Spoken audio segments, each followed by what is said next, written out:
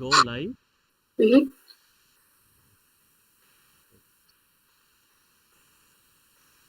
And do you want me to wait 15 seconds after you say that?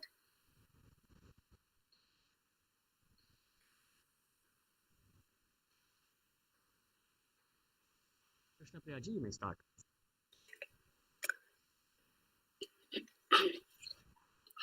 माला सुधा कुंभ विबोध मुद्रा विद्या विराजत करवारि जाताम् अपार कारुण्य सुधाम्बुराशिं श्री शारदाम्बां प्रणतोऽस्मि नित्यम् शास्त्राब्धिपारदृश्वानं संगहीनं तपोनिधिं Krishna Priyaji, you may start. भजे Shri Bharti तीर्थगुरुं भद्रौघदायकम् Namami Bharti तीर्थकराम्बुजसमुद्भवम् विधुचूडार्चनासक्तं विधुशेखरभारतीम् Shri Gurubhyo Namaha. On behalf of Team Sringeri Guru Bandhava, I offer a hearty welcome to all Guru Bandhus to this special discourse. Today we have with us Sri Lalith Aditya Gannavaram, who will be talking on Shivananda Lahari, one of the most beautiful and divine compositions of Sri Adi Shankaracharya. Most of us here already know Lalit ji. He has given multiple discourses previously through both our channel as well as other platforms. But for the sake of our new members, I would like to give a brief introduction. Currently pursuing undergraduate degree in aerospace engineering from University of Texas, Austin, Sri Lalith is simultaneously pursuing his studies in Veda, Tarkashastra, Vyakarana, Advaita Vedanta and Alankarana Shastras from renowned Pandits in India. Apart from these, Sri Lalith is also a practicing Avadhani and has performed more than 10 Avadhanams in Sanskrit and Telugu. He is one of the youngest persons to have performed a Shatavadhanam so far. Lalitji, we are extremely happy to host you again today and cannot wait further to listen and experience the divinity of Shivananda Lahari. I request you to start your talk. Over to you, sir. Shri Gurubhyo Namaha. Namasabhabhyas sabhapatibhyascha vo namaha. Vedandasyam giram devim sadguroh padapankajam jagadgurunshcha shringadristhhitan vandertha siddhaye Mala sudha kumbha vibodha mudra vidya virajat karavari jatam Apara karunya sudhamburashim Shri Sharadambam pranatosmi nityam सत्यज्ञानसुखस्वरूपममलं क्षीराब्धिमध्यस्थितं योगारूढमतिप्रसन्नवदनं भूषासहस्रोज्ज्वलं त्र्यक्षं चक्रपिनाकसाभयवरान् बिभ्राणमर्कच्छविं छत्रीभूतफणीन्द्रमिन्दुधवलं लक्ष्मीं नृसिंहं भजे गिरां देवी वाणी विमलगुणिनौ च पितरौ गुरोत्तंसाः मल्लाप्रगडकुलभूषा मणिबुधः कुटुम्बाख्यः शास्त्री रसिकहृदया ये सहृदयाः निजाशीर्भिः कुर्युः सफलवचसं मां करुणया शङ्कारूपेण मच्चित्तं पङ्कीकृतमभूद्यया किङ्करीयस्य सा माया शङ्कराचार्यमाश्रये प्रह्लादवरदो देवो यो नृसिंहः परो हरिः नृसिंहोपासकं नित्यं तन्नृसिंहगुरुं भजे श्रीसच्चिदानन्दशिवाभिनव्यनृसिंहभारत्यभिधान्यतीन्द्रान् विद्यानिधीन् मन्त्रनिधीन् सदात्मनिष्ठान् भजे मानवशम्भुरूपान् सदात्मध्याननिरतं विषयेभ्यः पराङ्मुखं नौमि शास्त्रेषु निष्णातं चन्द्रशेखरभारतीं विवेकिनं महाप्रज्ञं धैर्यौदार्यक्षमानिधिं सदाभिनवपूर्वं तं विद्यातीर्थगुरुं भजे अज्ञानाञ्जाह्नवीतीर्थं विद्यातीर्थं विवेकिनाम् सर्वेषां सुखदं तीर्थं भारतीतीर्थमाश्रये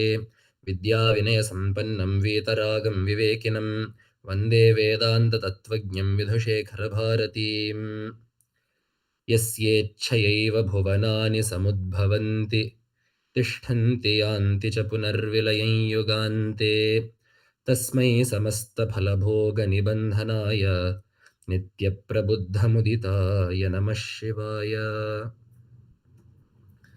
Namaskaram to everyone. Namaskaram to Ubhaya Jagat Gurus and Sharadamba and to Parvati Parameshwaras. It is indeed the grace of Jagat Gurus that we are able to speak about Bhagavan during Kartika Masa, not just during Kartika Masa, which is dear to both Hari and Hara, but also on a Kartika Somavara. The fact that we are able to do, Bhagavat Chintana, Bhagavat Katha is Jagat Guru's, Ubhaya Jagat Guru's grace. So doing namaskarams to both of them. Adi Shankara Bhagavat Pada, as we all know, has done numerous efforts in several different levels to make sure that the teachings of Sanatana Dharma become established within the populace of Bharata Desha and in the hearts of all Astikas. So naturally, we usually divide his works into three different levels. So at the highest, the most scholarly level, we have the bhashyas, so the Brahmas, the Prasthanatriya bhashyas, and the Laghu bhashyas, like for Vishnu Sahasranama and the ones he wrote for Trishati. So we have these bhashyas. Then kind of in the middle level, for those who are not ready to do full-fledged scholarly studies, but also who are looking to pursue Vedanta, Vedantic study as well, he wrote, of course, the Prakarana Granthas, so Vakya Vritti, Swatmanirupanam, Aparokshanubhuti, these kinds of texts, Panchikarana. And then, of course, to reach the most number of people who, would like an emotional connection with Bhagavan, who would like to worship Bhagavan, who would like to think of Bhagavan, he wrote numerous stotras, not on one devata, not on two devatas, but on the whole gamut of devatas in Sanatana Dharma. And of course, to propagate this, he started what we call the Panchayatana system. So he kind of identified 5 devatas that almost every single devata rupa can fit into. So Aditya, Ambika, Vishnu, Gananatha, Maheshwara. So Surya, Devi, Shakti, Vishnu, Ganesha, Maheshwara, and some people add Subramanya to this too. But regardless of which devata that a sadhaka might be attached to, regardless of whichever devata might be a sadhaka's ishta devata, Shankaracharya made sure that he had a place in this system. So if you like Rama, you can go to Vishnu. If you like Saraswati or Lakshmi or Durga, you can go to Devi. If you like Shiva, Rudra, Dakshinamurti, Ishvara, Ardhanarishwara, you can go to Shiva. If you like Surya, you have the Saura system. So like this, Bhagavad Pada made sure to write on all of these devatas. And in doing that, he wrote 2 shatakas. So one shataka is Shivananda Lahari, one shataka is Saundarya Lahari. So both of these are Laharis, we see. So the Shivananda Lahari, Saundarya Lahari is an encapsulation of Sri Vidya, of the Upasana of Tripura Sundari, the third of the Dashamahavidyas. So there is a lot of tantra related stuff in there, lots of mantra related stuff, at least until the 40th or so shloka. And then after that, it is a description of Devi's Saundarya, of her beauty from head to toe. Shivananda Lahari is not as tantra or mantra based. So Shivananda Lahari is a pure outflow of bhakti towards Parameshwara. There is no complication added to the thing. There is no of course, as is the case with all of Bhagavad Pada's writings, there will be a shastric underlying underlayer. There will be Vedantic concepts, not to say that there are not, but the main focus of Shivananda Lahari is pure, unadulterated bhakti towards Parameshwara's feet. So to start off, when he starts Shivananda Lahari, he starts with a namaskaram to both Bhagavan and Parvati, to both Parvati and Parameshwara. Just as Kalidasa started his Kumara Sambhava with his Raghuvamsha, with Jagataf Pitarau Vande Parvati Parameshwarau. So just as he started with doing namaskaram to both Shiva and Parvati, so too Acharya starts the Shivananda Lahari with namaskaram to both Shiva and Parvati. Kalabhyam, Chudalankrita Shashikalabhyam, Nijatapaf Phalabhyam, Bhakteshu Prakatita Phalabhyam, Bhavatume Shivabhyam, Astokatribhuvana Shivabhyam, Hridi Punarbhavabhyam, Anandaspuradanu Bhavabhyam, Natiriyam. So this is the first namaskara that he does, Natiriyam. So this namaskara of mine, the namaskara that I am currently doing, may this bhavatu, may this reach, may this go to whom? Shivabhyam. So this is again very beautiful. In the commencement of Shivananda Lahari, Bhagavad Pada is starting with Dvivachana. So he doesn't say Shivaya cha Shivaye. He doesn't say to Shiva and to Parvati. He uses a Dvivachana, a Dvandva Samasa, in which Shiva and Parvati are kind of shoehorned into the same word. So Shivaha, which is Pullinga, and Shiva, which is Strilinga, are both put into one word. So just as, because all the other Divya Dampatis are, they're at one level, but Shiva and Parvati are the Adi Dampatis. They are the ideal husband and wife, meaning that they exist not just in the same country or in the same house or in the same loka, but they exist actually within the same body. So just as within one figure of Ardhanarishwara we have Shiva and Parvati, within the one word of Shivabhyam we have both Shivaha in Pullingam and Shiva in Strilingam. Usually in in Sanskrit, if you have Narayana, his wife is Narayani. If you have Brahma, his wife is Brahmi or Brahmani. The thing with Shiva is, though, Shiva's wife is not Shivi or Shiva or Shivani. His wife becomes Shiva. The name is exactly the same. There is no additional change needed. So there is this one thing in Samayachara when we worship Devi and Shiva in the mode of Samayachara, meaning Samam eti iti Samayaha. So we reach both of them equally. So Shiva and Parvati have Nama Samya, Rupa Samya, Adhishthana Samya, Kriya Samya, meaning Nama Samya. They have the same name. He is Shivaha, she is Shiva. And then Rupa Samya, we get this in Saundarya Lahari. So he says, Aparamapi Shanke Hratamabhut. So he says, Devi, I think you have not only just taken half of Shiva's body, I think you've taken the other half too, because Yadetat Tadrupam Sakala Marunabham Trinayanam Kutila Shashi Chudalamakutam, because you too have 3 eyes, you too have the moon on your head. So I don't think you only took half of Shiva's body. I think you have taken all of Shiva's body. So they have Rupa Samya, they look the same. And Adhishthana Samya, they both are situated in the Shri Chakra. So that Bindu, Shri Chakram Shivayor Vapuhu.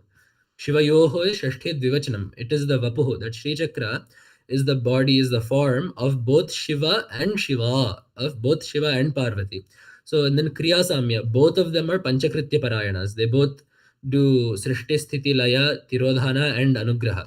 So in this way, we see that Shiva and Parvati are treated as a single unit. You cannot even differentiate the two, which is why this entire opening shloka is put in Vivachana. Bhagavat Pada does not use 2 words, one for Shiva and one for Parvati. Both Devi and Shiva are put into the same word. So the first word he starts off with is Kalabhyam, means Chaitanya Swarupabhyam. Kala is a word for Chaitanya, Atma Chaitanya. Also for Jnana, anything that the dhatu Kala has innumerable meanings. But here Kalabhyam means Jnana Swarupabhyam. So to Shiva and Parvati who are of the form of Chaitanya, who are of the form of Chit.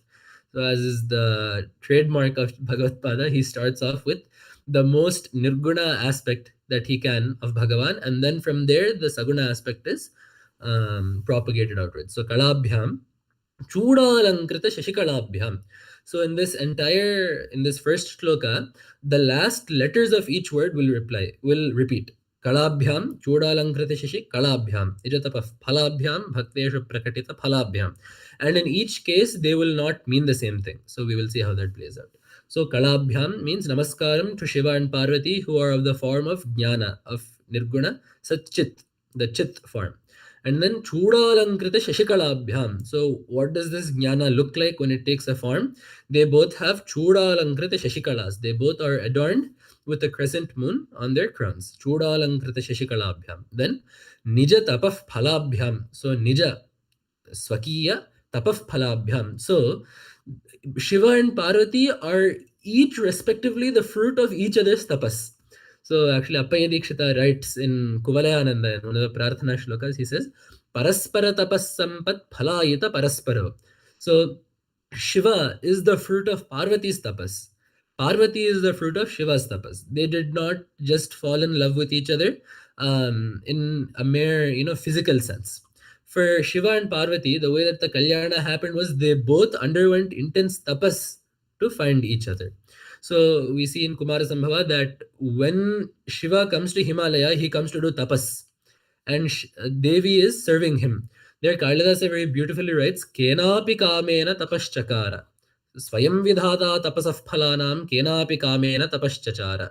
So he says, Kalidasa says, Shiva is Swayam tapasaf phalanam Swayam vidhata. He himself is the giver of the fruits of tapas. But kenapi kamena, with some anirvachaniya, with some indescribable end in mind, with some indescribable desire in mind, he who is himself the giver of the fruit of tapas underwent tapas himself. So Kalidasa, as is the king of kavis, he hints there that the unspeakable desire, the indescribable desire that Paramatma has is what Sokamayata Bahusyam Prajayeya. So that to be united with Shakti so that he can propagate forth this world is that anirvachaniya desire that Parameshwara had. So Shiva does this tapas not outrightly but indirectly for Parvati. And then what does Parvati do? So once Shiva burns Manmatha, she realizes that physical beauty is not what wins Parameshwara over. So she decides that I will win him over with my tapas. So she does a very harsh tapas to win over Shiva, to win over Parameshwara. So for Shiva's tapas, the phala is marrying Parvati. For Parvati's tapas, her phala is Shiva. And Parvati's tapas was so great that Shiva says, Adya prabhat yavanatangi tavasmi dasaha kritas tapobhi. Shiva appears in front of Parvati and says, I am now your servant. And for any servant, you need to buy his services. You have kritas tapobhi. I am bought by your tapas. I am now yours. I belong to you. You have won me over with your tapas. So nija tapaf phalabhyam. Shiva is the phala, the fruit of Parvati's tapas. Parvati is the fruit of Shiva's tapas. So now we get a doubt. If all Shiva does is become the phala of Parvati's tapas, and if all Parvati does is become the phala of Shiva's tapas, is there anything left for us to experience? So then Bhagavad Pada says immediately, Bhakteshu prakatita phalabhyam, not just for each other. They're not sitting there, doing just I will scratch your back, you scratch mine. But Bhakteshu prakatita phalabhyam, they are the givers of all karma phalas for bhaktas. So we see in the Prarthana Shloka I told, Yasyacheva bhavanani samudbhavanti tishtanti antija punarvilamyugante tasmai samasta phala bhoga nibandhanaya. So this is the definition of Ishvara. So not just of Ishvara in the context of Shiva, but Ishvara in the Vedantic context, who is the samashti of all sthula, sukshma and karana shariras. He is sarva karma phala pradata. So karturagnya prapyate phalam. So we hold, Mimamsakas hold that karma is jada. The mere performance of karma itself, karma inherently gives the karma phala. But in Vedanta, we say that Ishvara is the person that has put the karma system in place, and it is with Ishvara's ichha, Ishvara's will, that karma is able to yield a phala. So any satkarya that we do, let's say we do Shiva mantra japa, Shiva panchakshari japa, the reason we get a phala back is because Ishvara decrees it so. Ishvara needs to put that final stamp on the manifesto for the karma to come through to us. So bhakteshu prakatita phalabhyam, it is Shiva and Parvati who are giving us the fruits of whatever satkarma charana that we do. Bhakteshu prakatita phalabhyam bhavatume shivabhyam. So they themselves are Shiva. So the Shiva Nama itself has innumerable glories. A couple of them. So Shvashreyasam Shivam Bhadram Kalyanam Mangalam Shubham. Shiva itself means auspiciousness, Mangala. And there is nothing more Kalyana than Moksha Swarupa itself. So one meaning for Shiva is he who is Moksha Swarupa itself, he who is auspiciousness itself. Another meaning for Shiva is, in Shabda Shastra, some words reverse. So like the word Himsa becomes Simha. So like that, the word Vashi becomes Shiva. The word Pashyaka becomes Kashyapa. Like that, the word Vashi becomes Shiva. So Vashi means Vasha. Vasha is control. Vashi is someone who has everything in his control.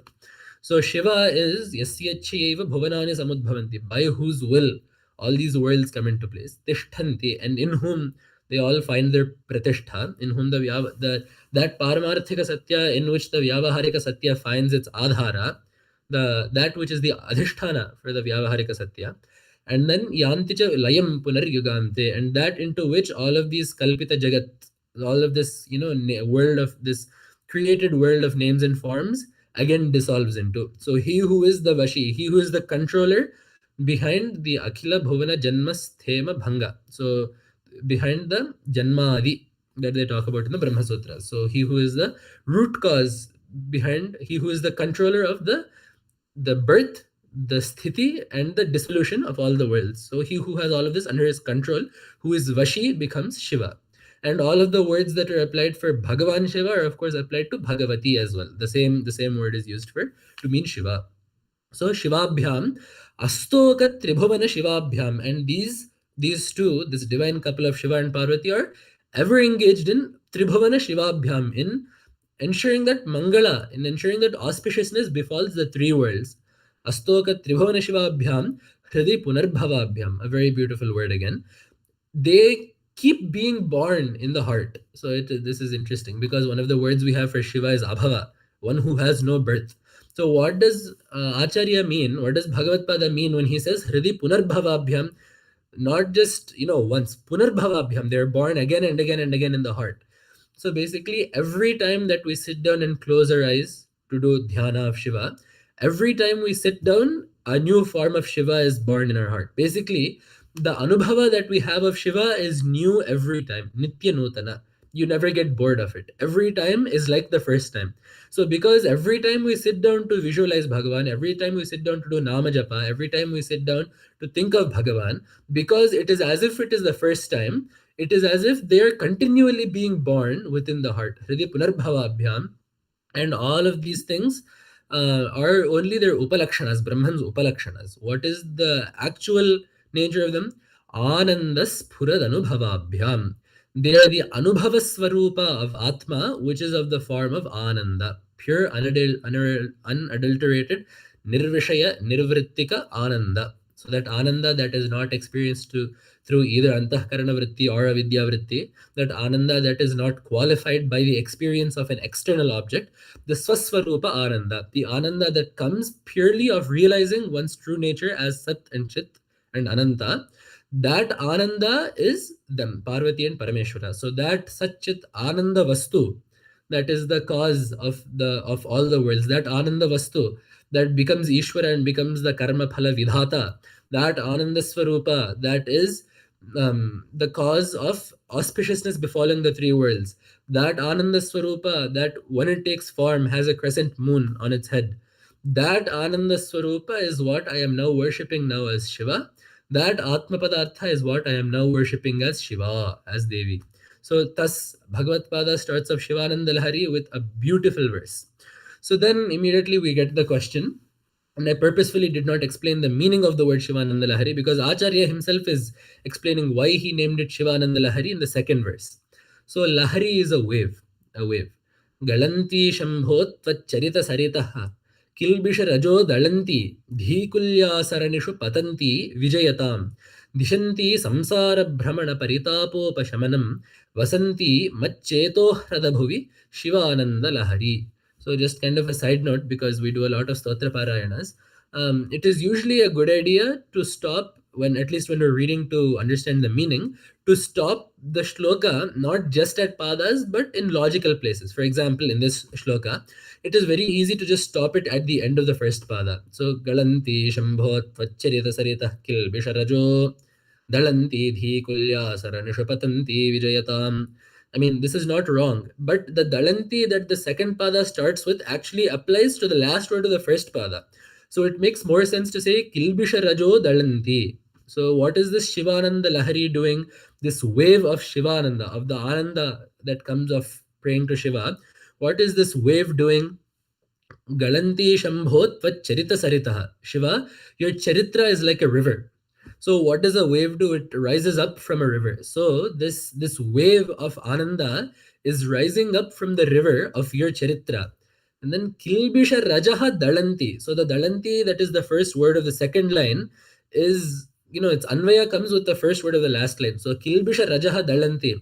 What does a wave do, or what does water do? It wipes away dust, right? We clean, even in India to this day, in front of the house, we pour water and wipe it. I mean, we have carpets now in the house, so I guess we can't really do that. But, we use water to cleanse. So what dust, what dirt is this wave wiping away? Kilbisha Rajaha Dalanti. It is this wave of Shivananda is wiping away any malinya, any impurities, any dust, any dirt that exists from the residue of papa, of sin. And then Kilbisha Rajaha Dalanti, Dhi Kulya Saranishu Patanti. So, just river water does not help a large number of people. So what farmers do is they get a culvert and they channel it into a field. So what we have done now is, or into a larger water body.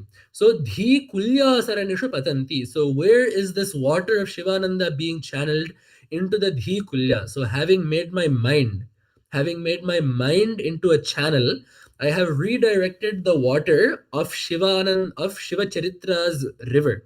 So the water of the Shiva Charitra river has been redirected via the channel of my mind. So धीकुल्या सरणिषु पतन्ति विजयतां दिशन्ति samsara brahmana paritapopashamanam. So water is also good for another thing. Those people who are suffering from heat, if you pour some cool water on your head, or if you drink some water, you get relieved of the tapa badha, of the sorrows of heat.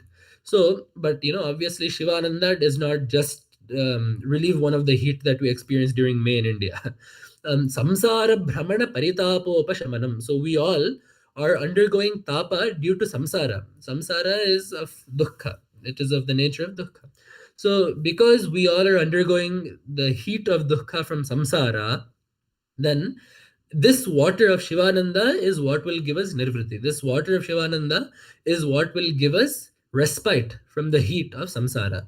So such a water, having been redirected, that is capable of relieving us from the troubles of samsara, that has been redirected from the channel of the river of Shiva's Charitra via the channel of our mind. Where is this channel leading to now? Now that the water has been redirected, Vasanti Macheto Hrada Bhuvi. So my mind, my heart is like a lake. So I have redirected this Shivananda to flow from Shiva Charitra into my heart via the means of the mind. So Acharya is telling us actually how we are supposed to read Shivananda Lahari. See, this is kavitva, this is poetry. And to an extent, this is Shastra as well. But mostly, it's meant for wide consumption, which means that the focus is on the kavitva aspect of it. So when we are reading kavitva, we need to be putting our mind there. We need to experience. We can only experience the ananda, right? The redirection of this Shivananda will only reach the heart if we put it into the dhi kulya. So unless we are reading Shiva Charitra, right? The river is Shiva Charitra, and we are trying to get it to reach the lake of the mind. What is the channel between the two, of the lake of the heart? What is the channel between the two? The dhi kulya, the channel of the mind. So if we are mindlessly reading Shiva Charitra, we will never experience the ananda that is intended. So only when we put our mind to it, only when we put in a conscious effort to at least try to understand what Bhagavad Pada is saying, only when we put in a conscious effort to conceptualize and to actually be focused with Shraddha when we think of Shiva, only then we will be able to get that ananda from the text, from the Charitra to the heart, where we can experience that ananda. So in the beginning itself, Bhagavad Pada is telling us this is Shivananda Lahari. Yes, this is a wave of Ananda that no one can stop. But this wave will only reach your heart if you put your mind to it. If you are willing to go that extra one step for Bhagavan, right? Krishna says to Uddhava, if you take one step towards me, I will take 100 steps towards you. So we need to be willing to put that one step of putting our mind when we are doing Parayana, rather than just mindlessly going through it and saying, no, I have finished Parayana, 100 shlokas are done. So Acharya is telling us this is why Shivananda Lahari is termed Tasli. Another kind of side note, in Lahari, so in that Hari, that Hrinkara is, Bhagavad Pada has embedded it within the name. The same thing goes for Shiva, Saundarya Lahari. So there, for Devi, Hrim is the Maya Bija, which is, Hrinkarameva Tavanama Grananti Vedaha, right? Bhagavad Pada and the Kalyana Vrashtistava. So that Maya Bija is very important to Sri Vidya, and you get it in the 3 avasanas of the Mahamantra. But for Shiva too, usually the Panchakshari has a Samputa with this Shakti Bija in different forms. But we don't really discuss mantra topics that much. But just as a side note, the Hrinkara has specific importance to Shiva Mantra Upasana, which is why Bhagavad Pada has embedded that Hrinkara within the name itself of Shivananda Lahari. So as I said before, this entire, the main focus of Shivananda Lahari is around bhakti. So Bhagavad Pada asks Bhagavan, Swami, I am not going to ask you for many things. I have one cow. and I want you to protect that cow. That's really all I'm going to ask for you. I have nothing much else to, to ask you for. Bhagavan then becomes very confused because, Bhagavatpada is a sannyasi that has nothing besides the clothes on his body and the danda in his hand. So, what do you mean? Why do you have a cow? Most grahasthas, themselves are struggling these days to have cows and feed them and all that. What cow do you have? So he says, Amita mudamritam muhurduhantim Vimala Bhavatpada Goshtama Vasantim Sadaya Pashupate Supunyamekam Mama Paripalaya Bhakti Dhenumekam. Bhagavan, Ekam, one cow I have, which is Bhakti Dhenu, the cow of Bhakti. Why are you calling it a cow? Does it do everything that a cow does? Yes, Bhagavan, it does the most important function that a cow does, that Gomata does. Why is a cow called Gomata? Because it gives her milk. So what milk is the cow of Bhakti giving us? Is the Bhakti Dhenu? Is the cow of Bhakti giving us? Amita mudamritam muhurduhantim. Normal cows only give milk. But this cow is, shedding amrita from its udders. It is giving mudamrita, ananda amrita. This cow is giving me. And also cows are supposed to be in a goshala. Is this cow in a goshala? Yes. Vimala bhavat padagoshtham avasantim. I have kept this cow in the goshala of your feet. This cow, I can assure you, will not go outside that goshala. For normal cows, we have to padlock the barn. We have to make sure that there is fencing around. We have to make sure that the cow does not leave. But Bhagavan, I can assure you, your anugraha willing, that this cow will not overstep the boundaries of the goshala of your feet. This Bhakti Dhenu, this the cow of devotion will not leave the goshala of your feet. So because you are Pashupati, right? You that is your name. Bhavashcharvo Rudraha Pashupati Rathogra Sahamahan Mundu Tarpana Bhavaya Devaya Namaha Sharvaya Devaya Namaha Ishanaya Devaya Namaha Pashupataye Devaya Namaha. This Abhidhan Ashtaka, these 8 names, Bhava Sharva Rudra Bhava Sharva Ishana Pashupati Rudra Ugra Bhima Mahat. These 8 names are immensely dear to Shiva. These are his main 8 names. So if you wish to summarize Shiva Tattva, these 8 names are the main ways to do that. And within those, Pashupati is right at the center of that. So you pride yourself on being Pashupati, right? You have said it. Pashus are what? Agricultural animals, domesticated animals. So if you are the Pati, if you are the Lord of all of these, it is your job to look after this cow. So really, I am only giving to you a job that you should be doing anyway. Bhagavad Pada says. So Bhakti Dhenum Paripalaya. So because you are Pashupati, because you are the Lord of all animals, especially Pashus usually used for domesticated animals. Because you are Pashupati, it is your job to look after this Bhakti Dhenu of mine. So Bhagavan, I ask you for nothing else. Just look after my Bhakti, ensure that I continue to have Bhakti towards you. So now we get the question. This is all great, of course, and Bhagavatpada has praised Bhakti in numerous other places. In Viveka Chodamani, he says, Moksha Sadhana Samagriyam Bhaktireva Gariyasi. So, of the different ways to get jnana which gives moksha, Bhakti is the greatest as opposed to karma or yoga. And then right after he defines what Bhakti is, Swaswarupānusandhanam Bhaktirit-abhidhiyate. So the search for one's true nature is termed as Bhakti. We will see how that comes up, especially towards the close of Shivananda Lahari. But we can get the question, so what is this Bhakti? What is the nature of Bhakti? So Bhagavatpada lays that out as well. Ankolam nijabija santatihi ayaskantopalam suchika sadhvi naija vibhum latakshitiruham sindhus saridvallabham prapnotiha yatha tatha pashupateh padaravindadvayam cheto vrittirapi upetya tishtati yada sa bhakti rityuchyate. So when Pashupateh padaravindadvayam cheto vrittihi yada upetya tishtati sa bhakti uchyate. So when the heart goes and stays at Shiva's feet, that is called bhakti. But how should this heart go to Bhagavan's feet? Bhagavatpada lays out a series of brilliant upamanas, brilliant similes. So Ankolam Nijabija Santati. There is this one vriksha called an Ankola vriksha, and that tree's seeds unflinchingly always fall at the root of the tree, at the feet, at the pada of the tree. Notice. So the trees, the nature of the tree is its seeds will always fall at its own base. The seeds will not be dispersed anywhere else. The seeds will always fall at the root of the tree. So ayaskantopalam suchika, just as iron goes to a magnet, sadhvi naija vibhum, just as a pativrata goes to her husband, latakshituruham, just as a vine wraps around a tree. Sindhu Saridvallabham, just as a river goes to the ocean, when the mind goes to Shiva's feet in that way, that is called bhakti.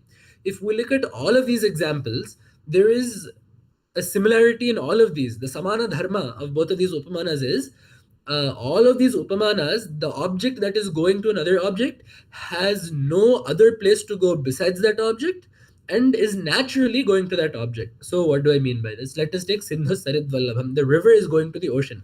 The river cannot go anywhere else other than the ocean. The river will not go into the sky, the river will not go into the ground, and the river will not flow back up the mountain and go back up into the clouds where the water rained from. The river will unflinchingly, undeterredly work single-mindedly until it goes to the ocean. It will not go anywhere else. And not just that, the river's natural nature is to flow towards the ocean. Right? The water is always, even in Tarka, when they define Dravatvam, they say that it is the quality to, or not Dravatvam, I forget exactly which one it is, but they say that the quality of water is to flow downhill. That is one of the defining qualities, one of the upalakshanas that they give for Jalam. So, the natural quality of a river is to flow towards, to flow down until it reaches sea level, until it reaches the ocean. So the relationship between the river and the ocean is, the river has an ananya sharana. This is the Sanskrit word for that. Ananya sharanagati. There is no other place for it to go besides the ocean. So anyatha sharanam nasti tvameva sharanam mama tasmat karanya bhavena raksha raksha maheshwara. There is no other place for me to go, no other refuge besides you. So that is one aspect of it. The second aspect is the river's natural tendency is to flow towards the ocean. So once the mind goes undeterredly towards Bhagavan, and also once the heart's natural tendency becomes to go towards Bhagavan, when the mind can achieve both of these things, only then we can call it true bhakti. Right? So now, just reading Lalita Sahasranamam, just sitting down and doing Shivabhishekam does not become the benchmark for bhakti. When the mind naturally is attracted towards Shiva, when the mind is only attracted towards Shiva, right? So even if we use the word attraction, one of the examples Bhagavad Pada gave us, ayaskantopalam suchika, the way that an iron needle is immediately attracted towards an ayaskanta, a magnet. The needle will not be attracted to anything other than a magnet, and the needle's natural tendency, iron's natural tendency is to get attracted towards that magnet. So when our heart naturally is attracted to Bhagavan and is attracted to nothing other than Bhagavan, then and only then can we say that we have true bhakti. And that bhakti sthiti Bhagavad Pada describes in another shloka. Buddhisthira bhavitum ishvara pada padma sakta vadhur virahini va sada smaranti sadbhavana smarana darshana kirtanadi sammohiteva shivamantra japena vinte. So another simile that he gives of the mind and Bhagavan and the bhakti relation between the two is that of a virahini vadhu. So of a wife that is in viraha, of a prayasi that is in viraha. So viraha is basically the love of separation. So like in Megha Sandesha, the yaksha is away from his wife and he experiences viraha, the desire to be with something that you are not united with yet. So what this vadhu does is, it Shiva mantra japena sammohita bhavati. By the japa of Shiva mantra, she becomes so enchanted with Shiva that she does nothing else but sadbhavana, smarana, darshana, kirtana. She does nothing else but doing bhavana of Shiva, darshana of Shiva, looking at Shiva, smarana, thinking of Shiva, kirtana, singing of Shiva. So this vadhu, the bride, that which is what buddhihi, sthira bhavitum ishvara pada padma sakta. So this mind that is firmly wishes to go to Bhagavan's feet. So the bride of the mind that wishes to be united with the groom of Bhagavan's feet does nothing else out of viraha besides speak of Bhagavan, think of Bhagavan, sing of Bhagavan.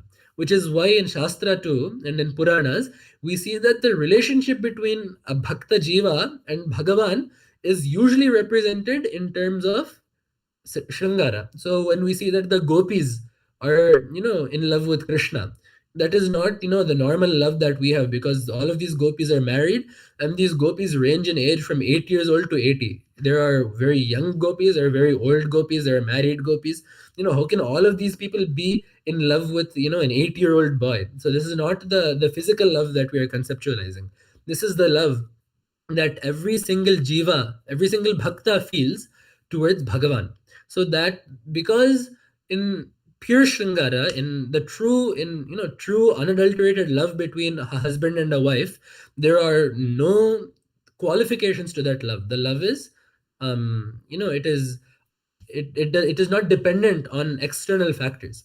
So because that is a good simile of that, we use the simile of a husband and a wife, or a preyasi and a priya, to represent this concept of bhakti, which is also why we see Rukmini, she writes a letter to Bhagavan, to Krishna, to ask him to come marry her. So all of this concept of viraha, being away from Bhagavan, longing for him, loving him, is depicted in the form of viraha, in the form of the love of separation. So Bhagavad Pada shows that if we are truly experiencing that viraha of Bhagavan, we should be able to single-mindedly focus on just thinking of him, just singing his name, just looking at his form, and enjoying in his nama rupas. So then Bhagavad Pada also shows the laughability of someone without bhakti doing puja. So thus far we have seen how great bhakti is, and now Bhagavad Pada also talks about how laughable someone who does not have bhakti is. He says, Gabhire kasare vishati vijane ghora vipine vishale shaile cha bhramati kusumartham jadamatihi samarpyaikam chetas sarasija mamanath bhavate sukhe navasthatum janaiha najanati kimaho. So he says, Bhagavan, I find something absolutely hilarious. Because these people, they wish to do, puja to you. They say Laksha Bilvarchana, Laksha Kamalarchana, Sahasrakoti Bilvarchana, which is all fine. But they forget to actually have bhakti towards you. And what do they do? Gabhire kasare vishati vijane. So, to get lotuses, he jumps into these deep, deep muddy lakes to get as many lotuses as he can for you.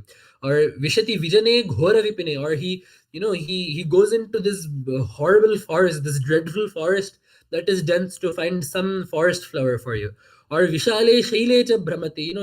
He climbs up all these big, big mountains and hills to get some new flowers for you. Kusumartham jadamatihi. This person is jadamati. His mind is not working properly. Because why is that laughable? Bhagavan asks, where else would you go to get a flower, right? If you want lotuses, you need to go to a lake. If you want to get other flowers, you need to either go to a forest or to a mountain range or something. So why is this person, Bhagavan, he has the best flower of all right here, Chetas Sarasijam. He has the lotus of his heart ready to offer you. But not offering that, he's offering all these other types of flowers that are in lakes and mountains and forests and whatnot. So letting go of the one flower that matters, the Chetas Sarasijam. So not offering that, he's traveling the entire world to try to find a flower to give to you. Is this not laughable? So does he not know that there is a flower right here, Bhagavan? So Bhagavad Pada shows that when we wish to do Archana to Bhagavan, as we are doing the puja, it is imperative that we make sure that our heart is there in the puja, and it is not just a flower that we are putting there. That flower even is a representative of the manas, because that flower has a vasana. That flower has several sadvasanas that will come later. That flower has a vasana in Sanskrit means gandha, but our heart also has vasanas, namely the inbuilt tendencies that we have developed over several lives, over the past however many thousand lifespans that we have had. So our heart also has vasanas. So the pushparchana that we do to Bhagavan is the offering of our heart, along with all of the vasanas that we have. We do arpana of all of that to Bhagavan's feet, which is the whole point of pushparchana. So if you are doing pushparchana without the actual heart, that pushparchana does not hold much stock in Bhagavan's eyes. So when you are doing pushparchana, our heart, the Chetas Sarasijam, also needs to be there.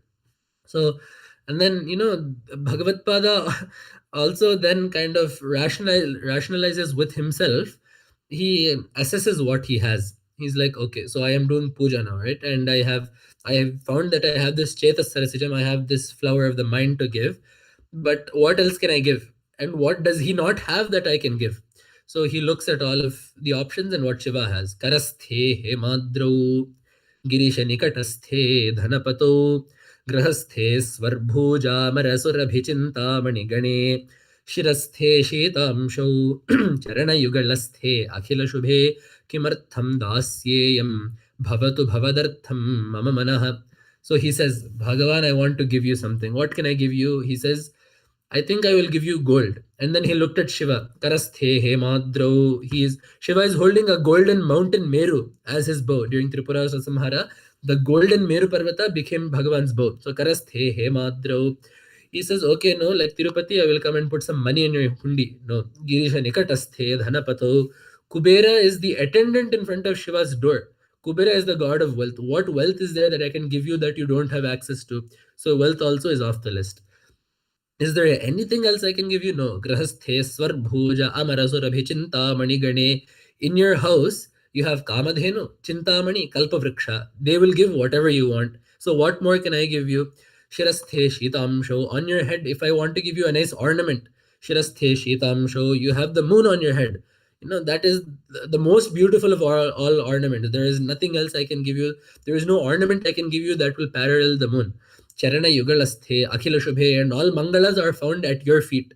So, I cannot even do like a Punya Havachana or some Mangala Karya for you, because all Mangalas are found at your feet. All auspiciousness is found at your feet. So, Kimartham Dasyam, what can I give you? I have one thing that you do not have, which is my heart. You do not have my heart. So, I will give you my heart because all other Sampadas you already have. So, this is a very important thing to keep in mind. When we are doing Archana to Bhagavan, it is not because, he is sitting there waiting for a Naivedya because he doesn't have food to eat. It is not that, he is waiting for us to give some Chandana or Karpura or Tambula because he doesn't have it. This is a way for us to offer ourselves to him. The puja is not Bhagavan's necessity. It is our necessity. So, Bhagavad Pada very, in a chamatkara way, he shows that, Shiva, there is absolutely nothing that I can give you that you don't already possess. There is no wealth that I can give you that you already have. So the one thing I have that you don't is this heart of mine. So I will give that to you. So in this way, Bhagavad Pada emphasizes the nature of bhakti in this Shivananda Lahari. One thing I didn't mention in the beginning is that this Shivananda Lahari was actually written during Acharya's time in Srishaila. So if we look at all of Bhagavad Pada's Charitra and Shankara Digvijaya, Bhagavad Pada was the happiest in two places. One, of course, was Sringeri, where he spent the longest span of his life. The second was Srishaila. So he actually writes in this grantha called Yogataravali, Srishaila Kuhareshu Kadanu Lapsye, he says. So when will I do yoga sadhana again? In the caves of Srishaila, and actually it is in Srishaila that the Narasimha story with the Kapalika, where Padmapada Narasimha Vesha comes and Narasimha Bhagavan saves Shankaracharya, also happened while he was in Srishaila. But there Bhagavad Pada spent a lot of time, or not a lot of time, but a good amount of time worshipping Mallikarjuna along with Brahmarambika in Srishaila. So we see that exactly halfway through the stotram, he mentions Mallikarjuna by name. So in nowhere else does he mention like Mahakaleshwara or Vaidyanatheshwara or Rameshwara or Bhimeshwara. Nowhere else does Bhagavad Pada mention a name. But the Shivananda Lahari was composed in Srishaila, we can tell, due to this 50th shloka. Sandhyarambha vijrumbhitam Shruti Shirasthanantaradhishtitam Saprema Bhramarabhiramam Asakrit Sadvasana Shobhitam Bhogindra Samasta Sumanaf Pujyam Gunavishkritam Seve Shrigiri Mallikarjuna Mahalingam Shivalingitam. So the Shrigiri Mallikarjuna Mahalingam. So Sri Shaila is called Sri Shaila, Sri Giri. So this actually Sanidhanam Varu, while he was doing a Vijaya Yatra there, he quotes Shastra. Shastra is that Abhiyuktanam Nama Shripada Purvam Prayanjita Shri Chakra Shri Giri Shri Phaladivat Shri Vidyadivat is the word from Shastra. So Abhiyuktanam Nama Shripada Purvam Prayunjita. So that which is the highest in its category, we use the prefix Shri for. So even when we do bhajana for Jagat Gurus, we say Shri Guru Pahimam, Paramadayalo Pahimam, Shringeri Jagat Guru Pahimam, Shri Bharati Tirtha Pahimam, right? So when we say Shri Guru, we mean Shri Guru because of the Gurus, the highest of that order becomes Shri Guru, because of course Jagat Guru is not just a guru to one person, he is Jagat Guru, Sharadamba personified. So we say because they are the greatest of gurus, Shri Guru. So example Shastra gives us Yatha Shri Phala. So because the mango is the greatest of all fruits, even Jagannatha Pandita Raya says Jagati Phalaraje Prasarati. So Phalaraja, it is the king of fruits, is mango. So because mango is the greatest of all fruit, it is called Shri Phala. And then the example that Shastra actually gives is Shri Giri, because Shri Shaila is the greatest of all mountains, of all giris. It is called Shri Giri. And also Shri Chakra. In all yantras, Tripura Sundari is yantra. The Shri Chakra is the greatest. So it is called Shri Chakra. So in that same way, Shri Shaila is the greatest of all Shivakshetras. Very interestingly enough, very relatively close by, we have Tirumala, which translates to the same thing in Tamil. Tiru is Shri, Mala is mountain. So whether Shiva or whether Hari or Hara, because we are in Kartika Masa, both of these are Shri Giris, the greatest of mountains. But we see here that Bhagavatpada is praying to Shiva and Shri Shaila, Sandhyarambha Vijramhitam. He who starts dancing.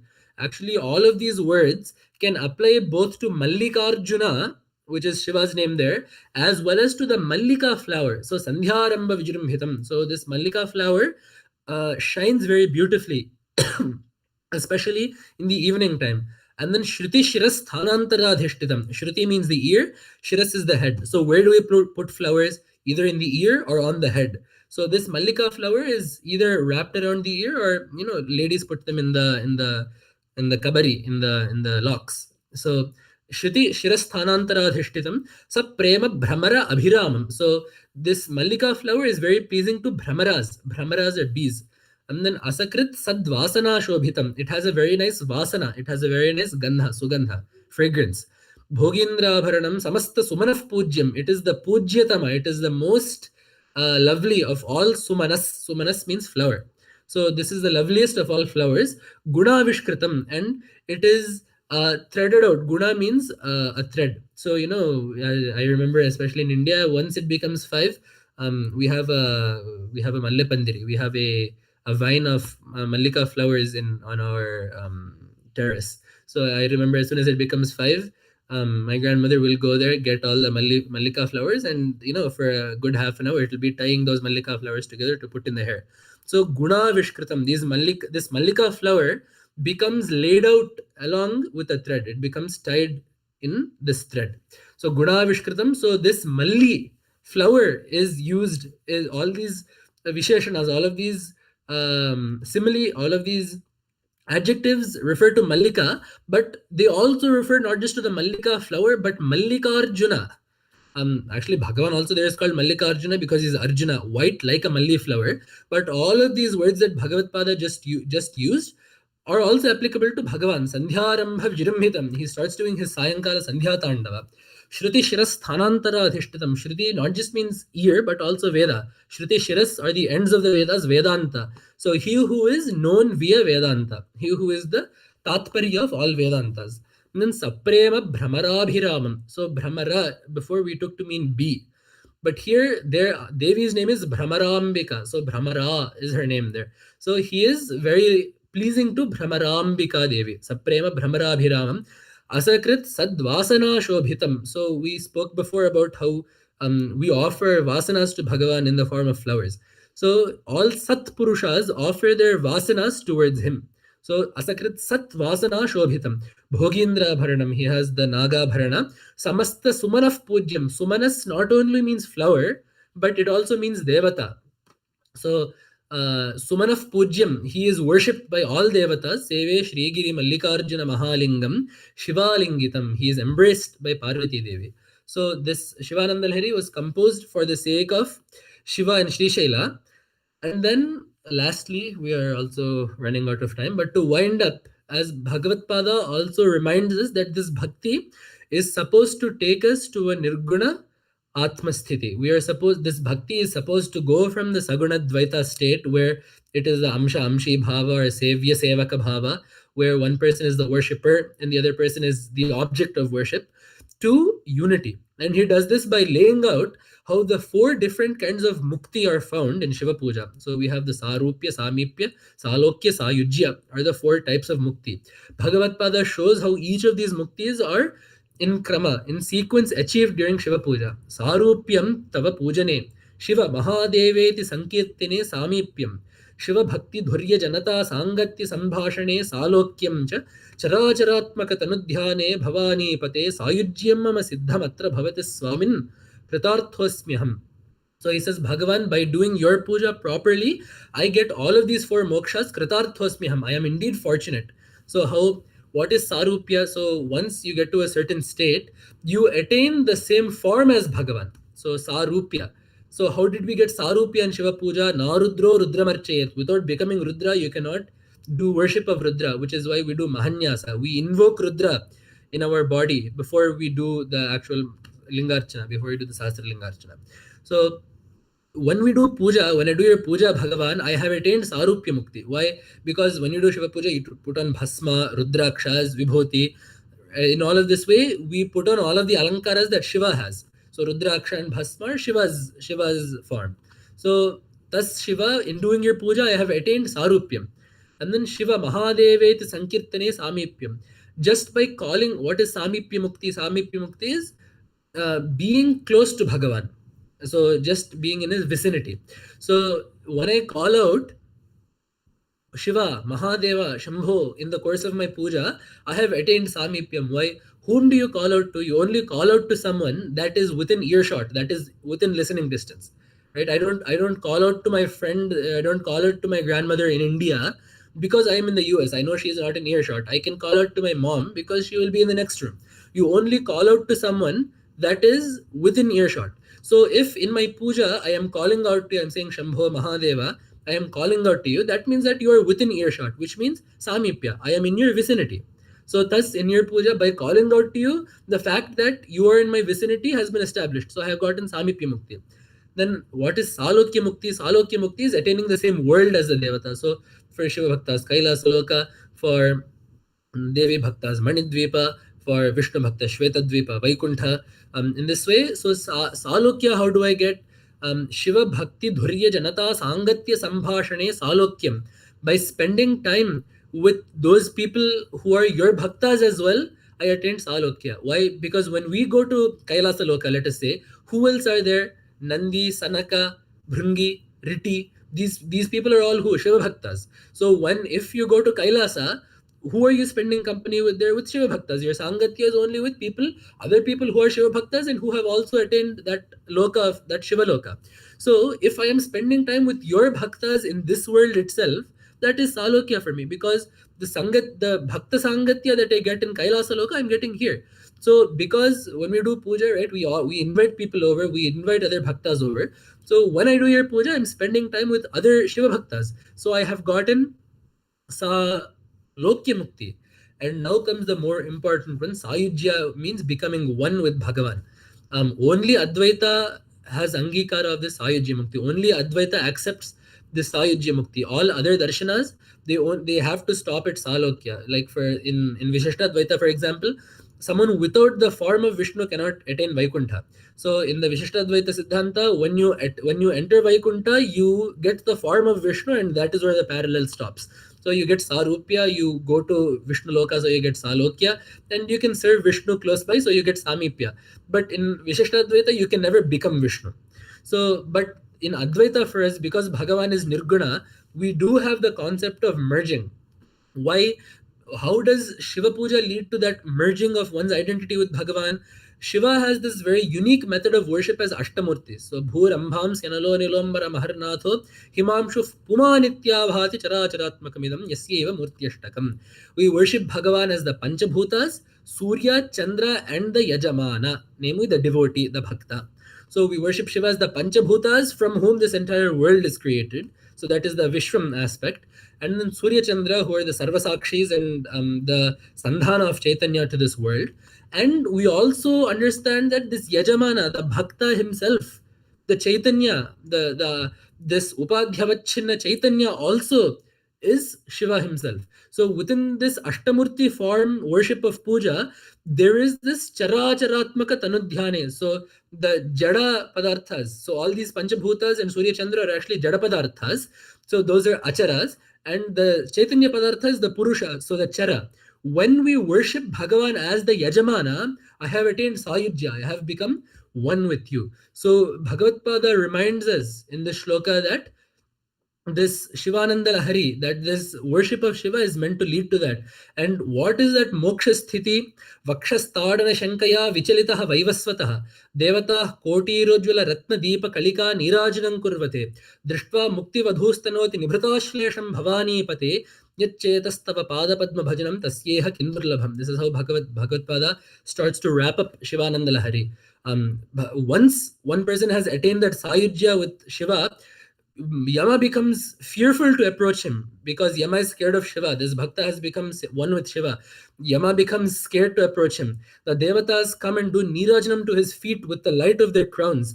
Namely, even in Manisha Panchaka, Bhagavad Pada says, Yah kaschit sa surendra vandita pado nunam manisha mama. So a jnani, even Indra, sarve esmai deva balima vahanti, is what Upanishad says.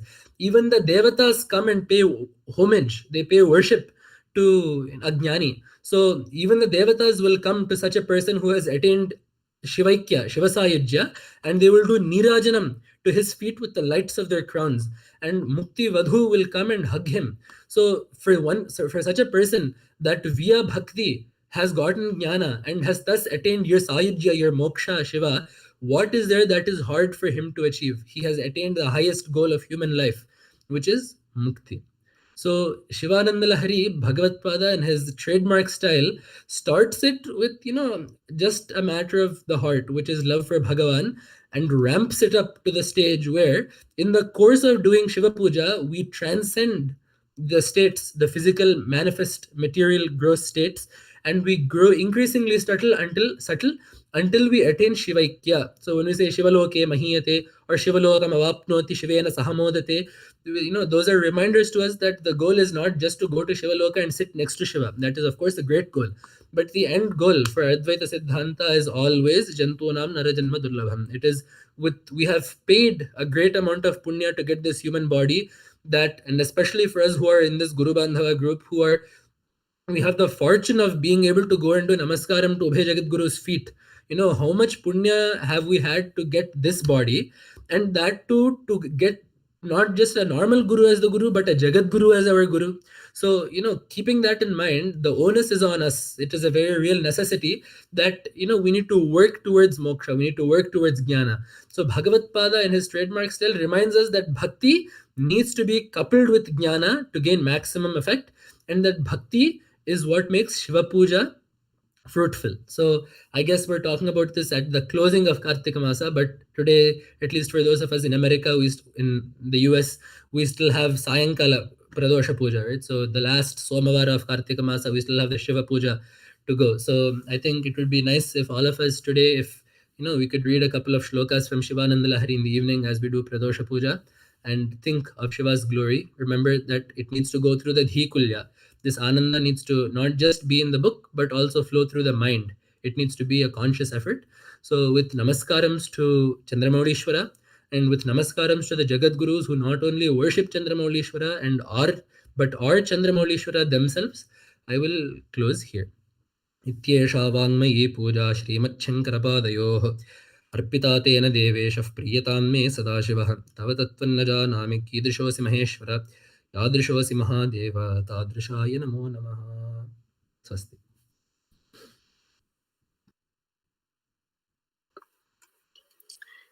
Thank you, Lalitji.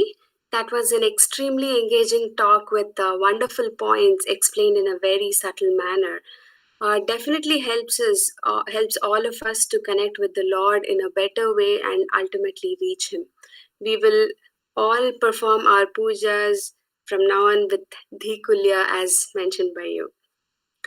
As most of us are aware, today is Somavati Amavasya, the day when Amavasya and Monday fall on the same day. It is believed that a holy dip in any of our holy rivers on this day will rid us of all our sins and give us a sense of inner peace. I believe by listening to this talk by Lalith ji on Shivananda Lahari, which he has already mentioned, literally translates to waves of auspicious bliss, has given us the same effect. There cannot be a better way of ending Kartika Masam than this. Thank you again, Lalitji, for your time. We will now end the session with Aneka Koti Sashtanga Namaskaras to Sri Sharadamba and Ubhaya Jagadgurus. Thank you all.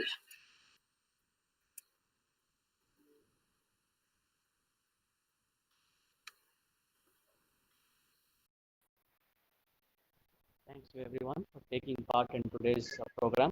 This concludes the Kartika Masa Mahotsavam with Veda Parayanam and other events. Starting from tomorrow, December 15th, we will have Dhanurmasa Parayanam starting at 6 a.m. Durga Parameshwara Parayanam at 11:30 a.m. and Vishnu Sahasranama Parayanam at 5 p.m. all times in the evening. Please do join us. We also have other special programs planned, including Sampurna Gita Parayanam on Gita Jayanti Day, December 25th, which also happens to be Vaikunta Ekadashi Day.